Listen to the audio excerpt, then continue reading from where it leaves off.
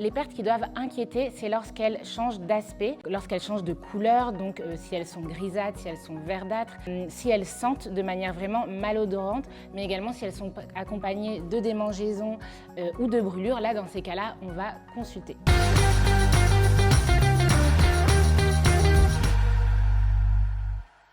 Salut Charline. Salut Sabrina. Alors, les clientes de Elia ont beaucoup de questions par rapport à la décoloration de leur culotte. Ça arrive parfois que l'intérieur de la culotte change de couleur. Oui.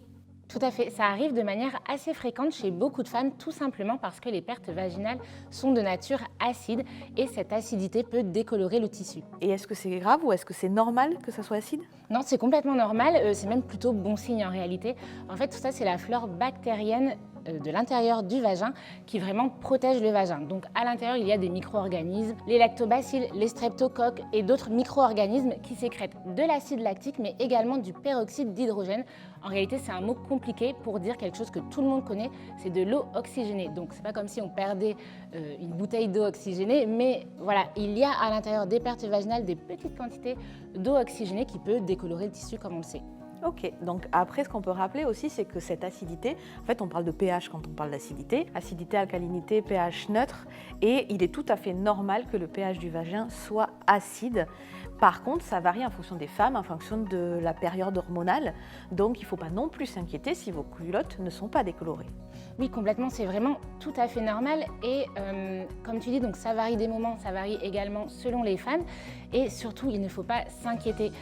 Quand on s'inquiète, parfois on a envie du coup de se débarrasser de ces pertes, mais surtout, on ne va pas chercher à les enlever en faisant des douches vaginales, en essayant, je ne sais pas, par exemple, de mettre des tampons lorsqu'on n'a pas ses règles pour absorber les pertes. Elles sont juste normales. Et à l'inverse, quand on va essayer d'enlever ces pertes, on va déséquilibrer la flore qui, en réalité, est là pour nous protéger. Donc, en fait, on fait l'effet inverse. C'est ça, il faut surtout laisser vivre le vagin. Et une question qui revient souvent, c'est est-ce que ça serait pas un peu dangereux pour les spermatozoïdes? Alors c'est vrai que quand on parle d'acidité et d'eau oxygénée, je peux comprendre que ça fasse un peu peur, mais non, la nature est bien faite. En réalité, dans le sperme, il y a un milieu alcalin et donc basique, à l'opposé de l'acidité, qui vient protéger les spermatozoïdes pour qu'ils aillent là où ils doivent aller. C'est la magie de la vie quand même, c'est bien fait, même sur le pH, ça s'équilibre. Exactement.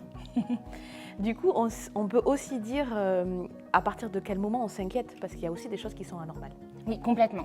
Les pertes qui doivent inquiéter, c'est lorsqu'elles changent d'aspect, lorsqu'elles changent de couleur, donc si elles sont grisâtres, si elles sont verdâtres, si elles sentent de manière vraiment malodorante, mais également si elles sont accompagnées de démangeaisons ou de brûlures. Là, dans ces cas-là, on va consulter. Et surtout, ce qu'on peut dire aussi, c'est que pour les jeunes filles ou pour celles qui ne voudraient pas aller consulter, il y a la possibilité d'aller directement en pharmacie. Il y a des tests pour savoir si vous avez une mycose ou une vaginose, c'est-à-dire une mycose, c'est un déséquilibre du microbiote, mais il n'y a pas besoin de le traiter avec des antibiotiques, et une vaginose, c'est un déséquilibre qui sous-entend un traitement antibiotique.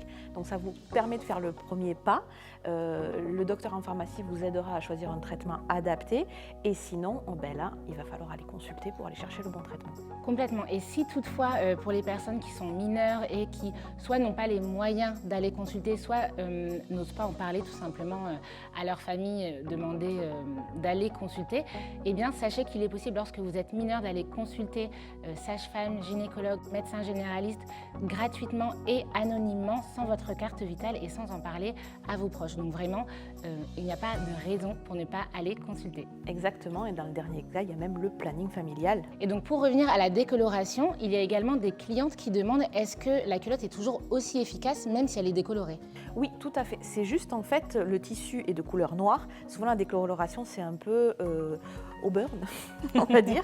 Et par contre le tissu absorbant, les fibres d'eucalyptus qui est à l'intérieur, elles ne sont pas du tout touchées par l'acidité, donc pas d'inquiétude. Il ne faut pas s'inquiéter que les pertes blanches c'est normal, qu'à partir dans un certain moment du cycle elles peuvent être augmentées. Il faut juste s'inquiéter si leur aspect change, si leur odeur change, si la couleur change. On espère vous avoir rassuré sur les possibles décolorations de vos culottes menstruelles.